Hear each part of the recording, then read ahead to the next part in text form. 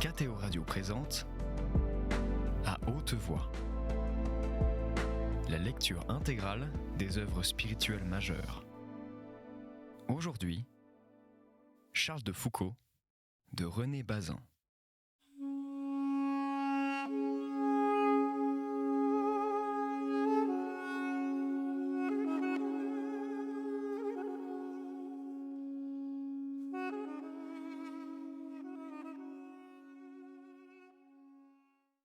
Dans l'été de 1908, l'administration militaire décide qu'un détachement de troupes sera envoyé et maintenu dans le Hogar, qu'il y fera des randonnées de temps en temps et qu'un fort va être construit. Lapérine voudrait le nommer Fort de Foucault, mais l'ermite refusa.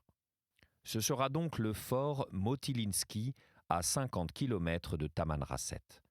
Frère Charles apprend aussi que l'année suivante, sans doute, Moussa Agamastan sera conduit en France par un officier.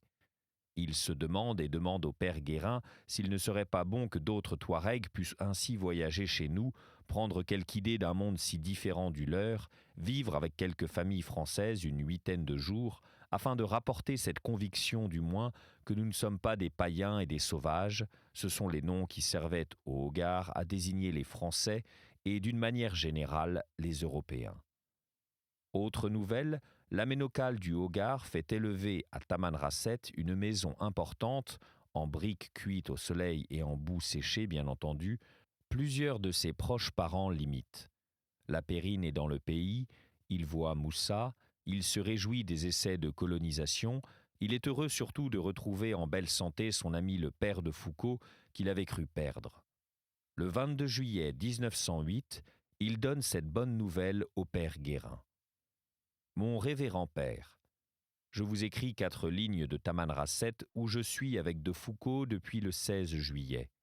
Il était venu au-devant de moi, à 30 km de Taraouaout, le 29 juin, et nous avons passé le 30 juin, 1er, 2 et 3 juillet ensemble.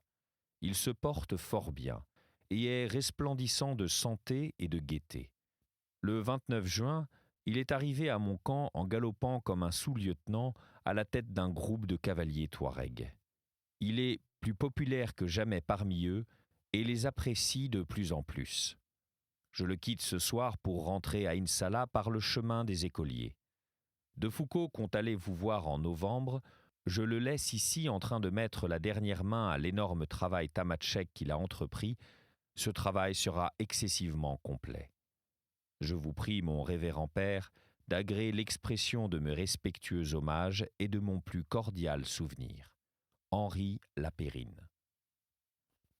Frère Charles, depuis plusieurs mois, avait formé le projet d'aller passer quelques jours à Gardaïa.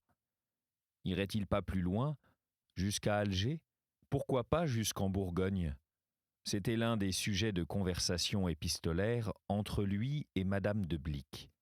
Celle-ci ne manquait pas de bons arguments pour lui prouver qu'une visite en France était mieux qu'attendue, mieux qu'utile, tout à fait nécessaire. N'était-il pas absent depuis 7 années? N'est-ce pas cruel qu'un frère et une sœur vivent ainsi séparés l'un de l'autre par des milliers de lieues? Il était oncle aussi. Cette famille de neveux et de nièces qu'il connaissait à peine ne grandissait-elle pas? L'ermite tâchait de trouver la réponse qui pût être acceptée. « Je suis moine, disait-il, et les moines ne doivent pas voyager pour leur plaisir. Nous offrirons ensemble ce sacrifice au bien-aimé Jésus. Il en a tant offert, de tant de sortes. Que de fois a-t-il laissé sa mère seule durant sa vie? Par quelle solitude il l'a laissée en mourant? Peut-être nous reverrons-nous ici-bas, Dieu peut, comme il l'a déjà fait, disposer les circonstances de manière qu'il soit plus parfait d'aller vous voir que de m'en priver. Car si vous dites que vous seriez heureux de me revoir, vous si entouré, combien ne le serais-je pas moi, seul au milieu des sauvages? Ici, nul nouvel amour n'est venu prendre la place des anciens. Tu te fais de grandes illusions en croyant que je ferai du bien, ma chérie. Je gagne beaucoup à ne pas être vu et à ce que, de loin, on me croie meilleur que je ne suis. » Ébranlé par les instances de la chère Marie, il finit par écrire « Si tu veux que je vienne, demande-le au bon Dieu et à monsieur l'abbé Huvelin, interprète pour moi de sa volonté. » Il écrivait ces choses et bien d'autres sur de vieilles enveloppes, parce que, disait-il, je suis à 700 kilomètres du marchand de papier. Consulté, M. Huvelin répond « Mon cœur désire bien ce petit voyage en France que vous ferez pour voir votre famille. Je ne vois pas d'objection à votre voyage avec ou sans Touareg. » Monseigneur Guérin est du même avis. En conséquence, frère Charles quitte Tamanrasset le jour de Noël à midi, seul, sans Touareg, aucun n'étant suffisamment préparé. Le 22 janvier 1909, il arrive à El Goléa, où se trouvaient les pères Richard et Perrier, des pères blancs. Quelques jours plus tard, il rencontre Monseigneur Guérin, venu de Gardaïa au-devant de lui. Le 13 février, il est à Maison-Carrée, parmi ses amis les pères blancs, que gouverne Monseigneur Livignac. Il revoit, des jardins du couvent, la Méditerranée qu'il va traverser et au-delà de laquelle il y a la France. Maison-Carrée, comme on le sait, est une petite ville à l'est d'Alger près du rivage, et la résidence des Pères Blancs, un peu plus à l'est et dans la pleine campagne, n'a point de collines ou de forêts devant elle qui l'empêchent de regarder vers la France.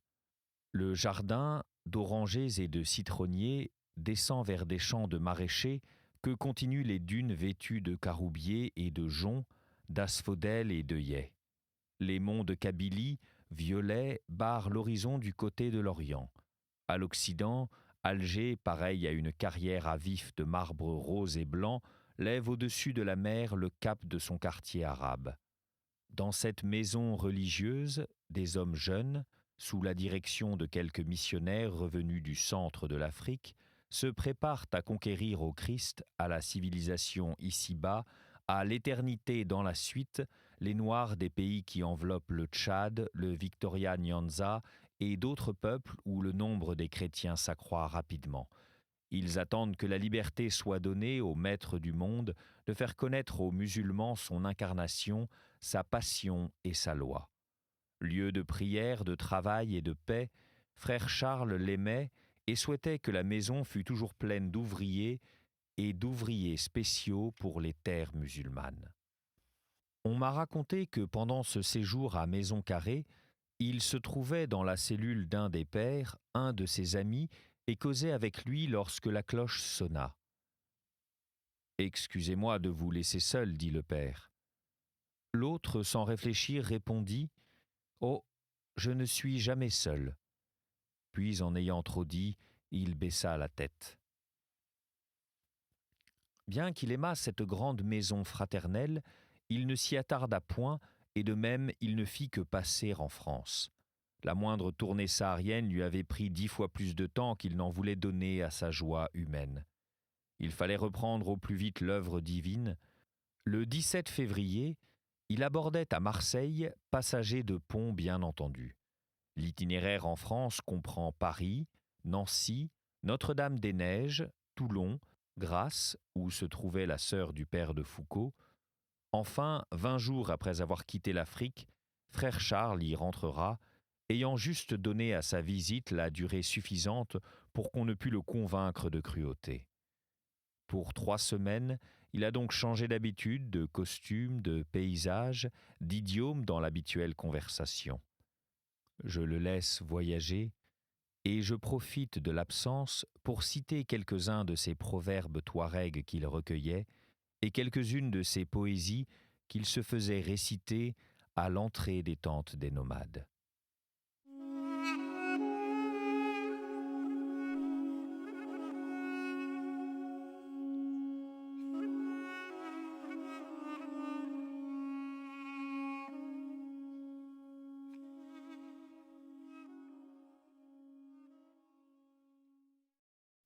Chapitre 11 – Poésie et proverbes. Rien n'est plus sobre que l'orgueil. Il se nourrit de rien et se désaltère au vent qui souffle. Ne soyons pas surpris que les habitants du Sahara se considèrent comme les premiers des hommes, les plus beaux, cela va de soi, les plus intelligents, les seuls dignes de conduire le monde et de lui servir de modèle. Je suis persuadé qu'ils considèrent leurs poètes, n'en connaissant pas d'autres, comme les plus grands qui soient. Ils sauront un jour qu'ils se trompent. Mais nous devons reconnaître que ces nomades sans instruction ne sont pas sans esprit. Ils écrivent des vers où chantent l'amour, l'inquiétude, le défi, la fierté d'être jeune et brave ou d'être belle et courtisée. Pièces de circonstance qui ne manquent pas de traits, mais d'où la composition est absente. C'est du raisin sauvage, aigrelet, qui ne donne pas de vin, mais dont on peut manger les grains, et plus d'un auteur que les petites revues de chez nous célèbrent n'a pas trouvé encore autant de tours heureux que n'en met dans ses vers un pasteur guerrier du Hogar qui rime sa chanson pour le prochain Aal, et rythmé d'après plusieurs rythmes. Le vers libre serait donc condamné au Sahara? On le dirait d'après ces lignes, mais les questions de prosodie dans une langue qui nous est inconnue sont de celles que la prudence conseille d'éviter. Laissons-les aux savants. Quand seront publiées les pièces recueillies, traduites et annotées par le père, on en pourra juger. Je crois qu'il a tout dit. Je ne veux rapporter ici qu'une des observations qu'il a faites. Les sujets habituels des vers des Kel Ahagar et des Kel Asger et des Taïtok sont les mêmes. Amour, guerre, chameaux et voyages, épigrammes. Souvent, les poésies guerrières et les épigrammes donnent lieu à des réponses. Un poète du parti ennemi ou la personne attaquée riposte par des vers. Un duel poétique s'engage parfois. Les pièces des vers, attaques et ripostes se succèdent en grand nombre. Dans les guerres, les hostilités poétiques accompagnent toujours les hostilités armées. Comme langue, il n'y a pas de différence entre les vers des Kel Ahagar, des Kel Asger et des Taïtok. Comme fond et comme forme, il y en a. Les poésies de l'Ahagar ont parfois quelque chose de sentimental et de philosophique. Celles des Kel Asger sont imagées, ardentes, belliqueuses. Celles des Taïtok, élégantes de forme, sont peu nourries de pensée. Les souvenirs islamiques y sont plus fréquents qu'ailleurs. J'ai parcouru un grand nombre des feuillets qu'on a trouvés dispersés dans la salle où travaillait à Tamanrasset le père de Foucault. C'étaient des brouillons de l'ouvrage qu'il avait achevé. Je citerai quelques-unes des pièces qui m'ont semblé savoureuses ou curieuses, et mêler à celle-ci d'autres poésies qu'a bien voulu me communiquer M.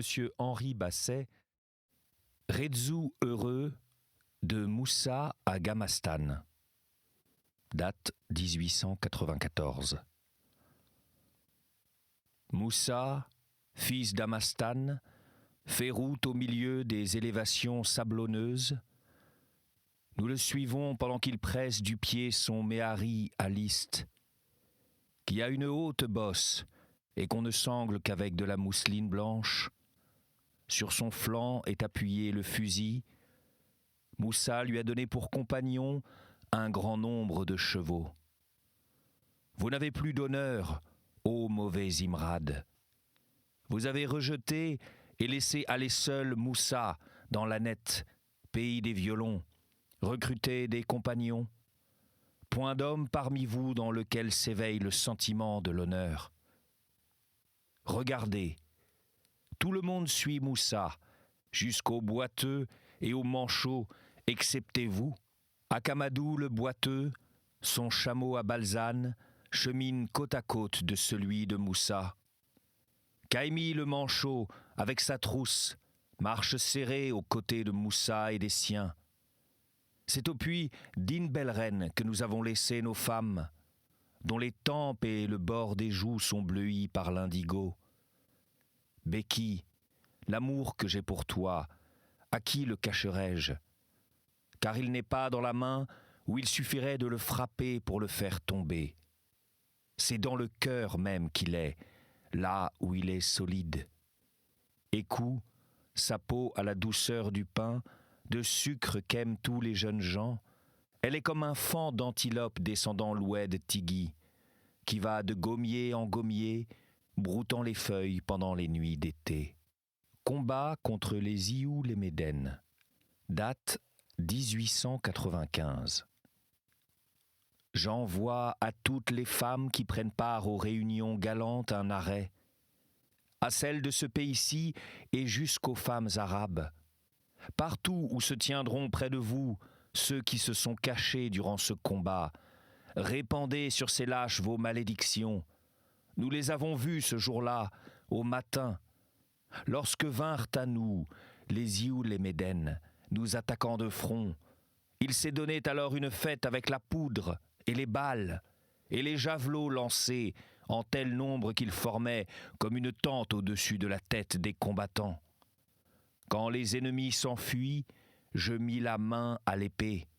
J'en frappai leurs jambes, elles volèrent comme des tiges de djergir. Je les défie de s'en servir à l'avenir pour marcher. Combat de Tite. Tournée de police du lieutenant Cottenay dans l'Aagar. Date 1902.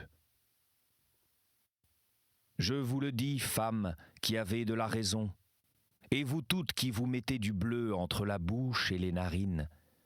À Messara, on s'y est mis réciproquement à bout de force avec les javelots, les fusils des païens et l'épée taëlée dégainée. Je suis allé à l'ennemi, j'ai frappé, j'ai été frappé, jusqu'à ce que le sang m'a couvert tout entier comme une enveloppe, m'inondant depuis les épaules jusqu'aux bras. Les jeunes femmes qui s'assemblent autour du violon n'entendront pas dire de moi que je me suis caché dans les rochers. N'est-il pas vrai qu'à 3 reprises, tombant, on a dû me relever, et que sans connaissance on m'a lié sur un chameau avec des cordes ? À cause de cela, défaite n'est pas déshonneur. Contre le prophète lui-même, des païens ont jadis remporté la victoire. Départ pour Lahal. Mes parents m'avaient empêché de partir pour Lahal. Ils étaient, semble-t-il, sans arrière-pensée. Je restais, je répandis des larmes, je rentrais sous la tente, je m'enveloppais, me cachais la figure et me couchais. On eût dit que cela même accroissait mon chagrin. Je n'y tins pas. Je mis ma ceinture croisée, je parcourus le lieu où étaient accroupis les chameaux. J'en fis saisir un bien dressé, je mis sur lui la selle à l'endroit où se termine la crête de poil de la bosse. Je me mis bien en équilibre sur lui, je le fis descendre dans la vallée d'Istène. Lorsque je l'arrêtai court, en arrivant près de Lahal, on me dit « Qu'est-il arrivé ?» Je leur dis « Il n'est pas arrivé la moindre chose, si ce n'est tristesse et visage sombre. Et maintenant Dieu est unique. Il est écrit que je verrai celle aux dents blanches. » Déclaration. Une chose nullement douteuse, certaine, c'est que si le tourment de l'amour tuait, par Dieu, je ne vivrais pas jusqu'à ce soir. Le soleil ne se lèverait plus pour moi le voyant. Gédjé, ton amour est rude pour le cœur. Il a dissous la moelle au-dedans de mes os. Il a bu mon sang et mes chairs, je ne sais ce qu'ils sont devenus. Il ne me reste que les os qui se tiennent debout et la respiration qui souffle lentement et silencieusement sous eux. Vous n'avez encore jamais vu une âme dans laquelle existe une ville entière de tourments et qui pourtant est vivante, va aux réunions galantes, joue et rit. À l'Aménokal, Hamoud. Kenua Ultamastan, femme de la tribu noble des Taïtok, est, de toutes les personnes vivant actuellement chez lesquelles Aagar et les Taïtok, et de toutes celles qui ont existé depuis un demi-siècle, celle qui a la plus grande réputation de talent poétique. Hamoud el-Mektar, personnage important, voyageant chez les Taïtok, s'arrêta un jour pour passer la méridienne auprès d'un arbre, à proximité du campement de Kenua. Pendant qu'il se reposait avec son compagnon, à l'ombre d'un burnous attaché aux branches, Kenua vint à eux et les invita à la suivre à ses tentes. Elle leur offrit l'hospitalité et les retint 2 jours. Le lendemain de leur arrivée, elle composa cette pièce de vers en l'honneur d'Hamoud. Moi, cette année, j'ai vu des dates comme la main n'en donne pas à la langue. Moi, cette année, j'ai vu un dattier verdoyant chargé de dattes mûrissantes. Moi, cette année, j'ai vu de l'or et de l'argent enfilés ensemble. Moi, cette année, j'ai vu le ciel. J'y suis arrivé et je n'y ai pas couché. Moi, cette année, j'ai vu la Mecque. J'y ai prié et je n'y ai pas passé le midi. Moi, cette année, j'ai vu Médine. J'y ai été et je n'y ai pas pris de repas. Moi, cette année, j'ai vu les eaux de Zemzen et je n'ai pas bu. Moi, cette année, j'ai vu des fans d'antilopes tendres comme des enfants qui parlent en adoucissant les sons. Ils se faisaient avec des étoffes de drap une ombre sous laquelle ils passaient la méridienne. Faits pour le jeu, capables de jouer, ils étaient dans un lit de soie et d'argent. Moi, cette année, j'ai vu un poulain dont l'amour m'a blessé. Il est dans un champ de blé, debout, y paissant. Si seulement il était à vendre, je donnerais de lui 1 millier de jeunes adolescents. Poésie d'Hébert Cahoux, femme célèbre par sa beauté et son esprit. Le comparerais-je à un méhari blanc, à un bouclier de Tarma, à une harde d'antilope de Kita, à des franges de ceinture rouge de Djerba, à du raisin qui vient de mûrir dans un vallon où à côté de lui mûrit la datte? Amoumène est le fil dans lequel sont passées les perles de mon collier. Il est le cordon auquel sont suspendus les talismans qui sont sur ma poitrine. Il est ma vie. Remerciement. Une femme pauvre d'une tribu d'Imrad, ayant reçu une aumône d'un officier français, l'en remercie par ces vers. Je pars des tentes après la prière du matin. Je fais une marche pleine de réflexions soucieuses. J'ai laissé là-bas Tekadate et Lily, ayant faim, exténués, pleurant. Les sauterelles sont la mort des pauvres gens. Je suis allé au capitaine qui a pitié de moi. C'est un jeune homme qui fait des efforts pour tout bien. Il est valeureux à la guerre, il est bienfaisant. Il a les cris de joie des femmes et les mérites devant Dieu. Son cri de défi, nul ne le relève. Tous les païens, il l'emporte sur eux. Quand on a beaucoup lu d'improvisation des poètes touaregs, on s'aperçoit qu'ils se répètent et qu'au Sahara, plus qu'ailleurs, certaines métaphores dont nous étions d'abord amusés ou émus sont de style effané. Peu importe ici.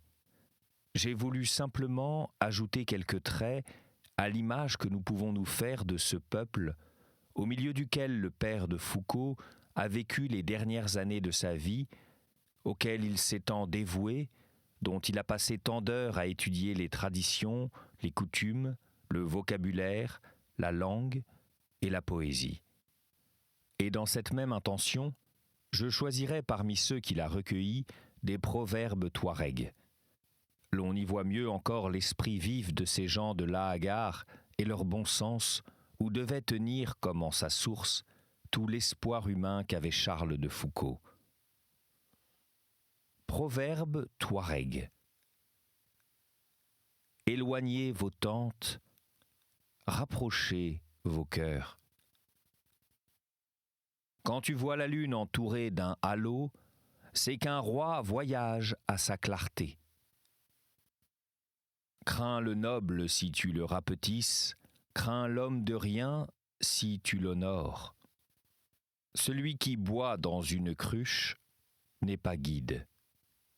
Ce qui signifie le sédentaire n'est pas guide.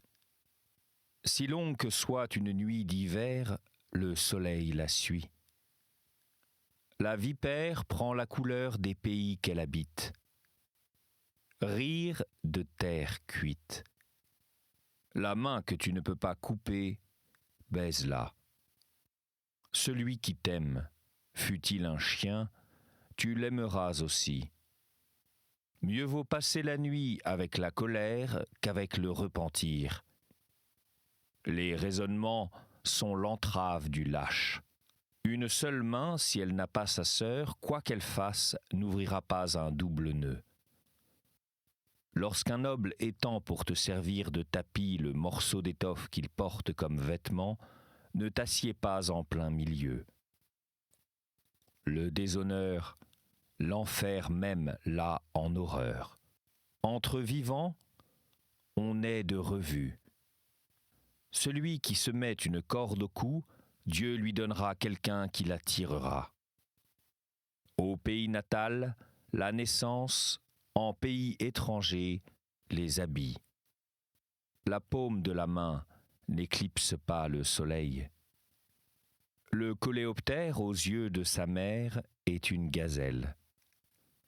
Le chemin frayé, même s'il fait des détours, le roi, même s'il a vieilli. C'était À haute voix, une émission de KTO Radio. Aujourd'hui, Charles de Foucault de René Bazin. Lecture, Fitzgerald Berton.